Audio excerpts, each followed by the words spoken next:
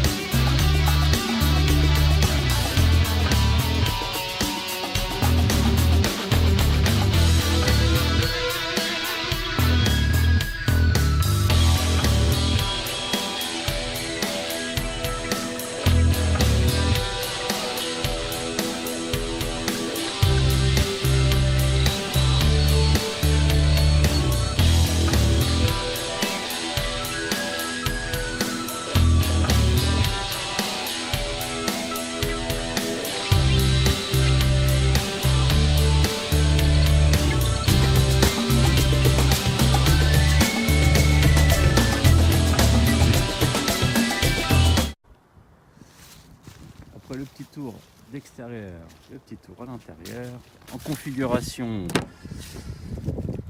avec les sièges auto. Donc voilà. Alors c'est un petit peu juste, hein, voilà comme on voit, hein. C'est un petit peu juste, mais ça passe pour deux adultes, deux enfants. Avec siège auto, ça passe, pas de problème. J'ai pas eu de plainte.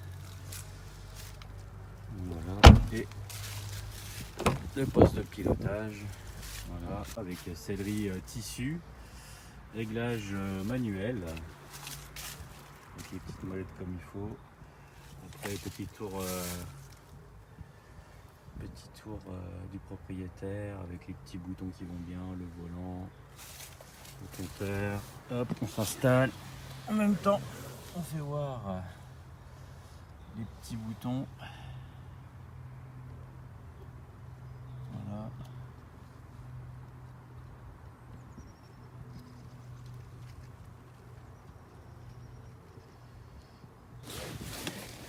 Ensuite, ferme la porte que ça fait froid quand même. Donc voilà, l'écran multimédia de 7 pouces avec la commande de clim. Pour poser le téléphone, là il n'y a pas d'induction par contre. La boîte des CT7.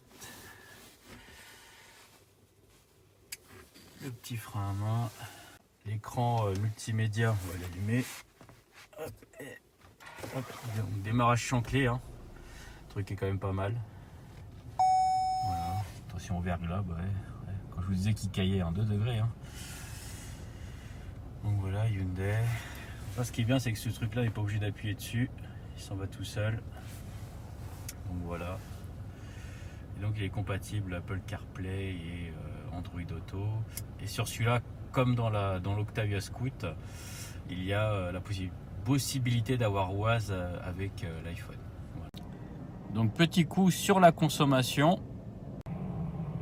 Donc pour la consommation, voilà, allez. Donc ça c'est le trajet que j'ai fait aujourd'hui. 7,1 en cumulé depuis que j'ai la voiture 7,4, sachant que j'ai fait 6,1 sur autoroute.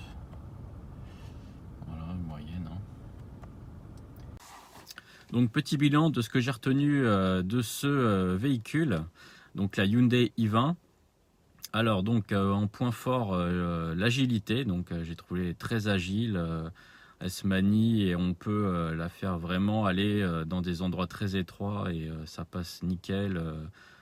On a l'aide des radars avant-arrière pour se situer et savoir s'il y a un obstacle ou pas. Le moteur réactif et aussi le son du 3 cylindres. Donc pour ça, je vous fais une petite vidéo annexe. C'est parti. Petite interlude sur le moteur. Voilà, hop, là je suis à 0. Voilà, là je suis à 0. Attention. Voilà ce que ça donne quand on accélère à fond.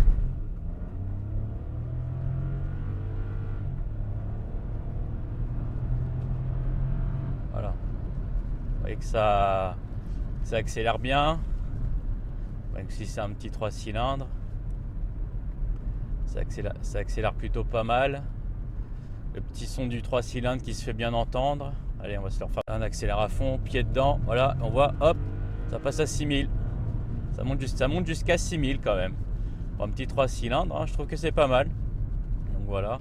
Donc après, un truc que j'ai remarqué aussi par rapport à la boîte, c'est que elle avait une tendance à monter très très vite dans les rapports. Donc elle monte, on va dire, à partir de 80, 90, elle est en 7ème déjà. Et c'est vrai que du coup, ça peut des fois créer un sous-régime. Tout bêtement parce que voilà, en fait, il suffit juste de relâcher l'accélérateur et de ne pas freiner. En fait, la vitesse va baisser et mais par contre la boîte elle va rester en 7ème, donc ce qui fait que des fois on se retrouve en 7ème à 75-80. Donc quand il faut relancer franchement la bête, et ben des fois ça a un peu de mal, mais bon, c'est vrai que sinon c'est très très réactif, hein. Et ce qui est bien, c'est que voilà, si on met pas le pied dedans, la boîte elle va monter doucement, tranquillement. Hein, sans aucun souci. Et par contre, si on met le pied dedans, et ben ça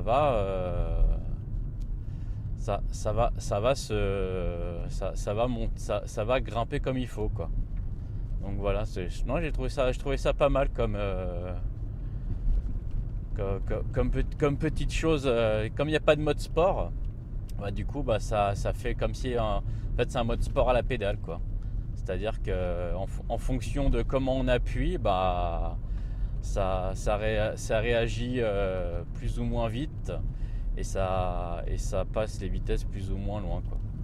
Et donc voilà, donc c'est vrai que moi j'avais trouvé ça vraiment pas mal comme petite chose. Et puis le son du petit 3 cylindres là, franchement, je trouve qu'il est, il est quand même assez plaisant, quoi. C'est pas de la grosse motorisation, c'est pas un truc énorme, mais je trouve que pour un petit 3 cylindres, ça marche plutôt pas trop mal, quoi. Donc voilà ce petit interlude sympathique. J'espère que ce petit interlude sur le moteur vous a plu. Donc ensuite, au niveau des choses qui m'ont plu, donc la techno embarquée, vous savez que moi j'aime bien tout ce qui est technologie, hein. Donc qui est l'écran multimédia avec Apple CarPlay, Android Auto, le GPS, enfin tout ce qu'on retrouve habituellement. Là, dans ce véhicule, la Hyundai i20, il n'y a que le maintien dans la ligne et le régulateur non adaptatif. Voilà. Et chose que j'ai bien aimé aussi, c'est que les sièges sont vachement enveloppants, donc ce qui permet de minimiser les mouvements du corps dans les virages et choses comme ça. Chose un petit peu moins cool, donc en point négatif, l'accoudoir de la portière qui est malheureusement en plastique dur, contrairement à l'accoudoir central qui est en plastique mou. Donc ce qui est un peu dommage, parce que quand on fait pas mal de route et qu'on pose son coude sur l'accoudoir, on a une petite douleur à un moment donné, hein, parce que forcément quand on pose son coude sur quelque chose de dur, à un moment donné le coude il fait aïe aïe aïe aïe aïe. Donc pour revenir sur les sièges enveloppants, voilà, il y a pas mal de roulis dans le véhicule, donc notamment dans les virages un peu appuyés, on sent que ça virevolte un peu, donc les sièges enveloppants sont pas de trop. Ensuite, ce que j'ai remarqué à partir de 100 km/h, c'est pas le son du moteur qui hurle parce qu'il en peut plus, non, c'est les bruits aéros. Donc notamment à partir de 100 km/h, j'ai ressenti pas mal de bruits aéros parasites. Bon, sont pas non plus super forts et ça gêne pas non plus, mais voilà, ils sont là, on les entend, donc il faut le savoir. Et puis chose bizarre, même moi qui suis grand, qui me suis rehaussé un petit peu sur le siège en le montant légèrement, pour pas être trop bas, et ben je vois pas le bout du capot, je vois même pas le capot. Donc heureusement qu'il y a les bip bip à l'avant pour savoir où on se place, parce qu'un obstacle est vite arrivé, et voilà, et un pare-choc ça coûte cher. Donc là je suis en train de regarder et je vois les essuie-glaces, je ne vois même pas le capot, encore moins le bout. Donc merci les radars à l'avant qui permettent de prévenir en cas de souci. Dans l'ensemble, c'est un bon véhicule hein, pour ce segment B. Donc malgré que les suspensions soient un poil souples, elle reste quand même plaisante à conduire. Le petit 3 cylindres est pas mal. Bon, après, il y en a qui vont dire que ça gueule pour rien et machin, mais bon, moi j'aime bien ce genre de choses. Ça me fait, ça me donne un petit sourire. Ça me rappelle mon petit 6 cylindres de tous les jours. Mais voilà, je trouve ça pas mal. Voilà, donc le véhicule il fait amplement le job, hein, que ça soit sur route, autoroute ou en ville, hein, où c'est normalement son terrain de jeu. Mais pour sortir de la ville, pour aller sur route, sur autoroute, il n'y a aucun souci, ça passe crème comme il faut. On peut même s'amuser un petit peu sur autoroute, hein, honnêtement à 130, ça bouge pas d'un iota, c'est sur un rail. On peut même s'amuser à faire un petit départ arrêté au péage hein, pour faire du 0 à 130 hein, ça, avec le petit moteur qui monte dans les tours comme il faut, comme vous avez pu le voir dans la vidéo, dans le petit interlude que je vous ai fait. Donc moi personnellement je trouve que c'est une bonne alternative hein, pour celui qui n'a pas envie de rouler dans une 208, dans une C3, dans une Clio qu'on voit le plus souvent sur les routes, hein, une petite Hyundai i20. Ça, on en voit un petit peu, mais ça reste quand même confidentiel. Donc je trouve que pour se démarquer, sachant qu'en plus le look est quand même pas trop mal, avec cet aspect bicolore avec le montant arrière noir et puis et le reste de la carrosserie de la même couleur, mais qui donne un aspect sympa à la voiture, un aspect sportif. Vivez l'automobile avec passion, et moi je vous dis à ciao, salut! Bah écoute, si ça t'a plu, tu peux t'abonner. Et puis, en plus de t'abonner, tu peux me rejoindre sur Instagram. Et puis, tu peux aussi cliquer sur la petite vidéo qui s'affiche. Comme ça, au moins, tu seras complet. Allez, bisous, salut!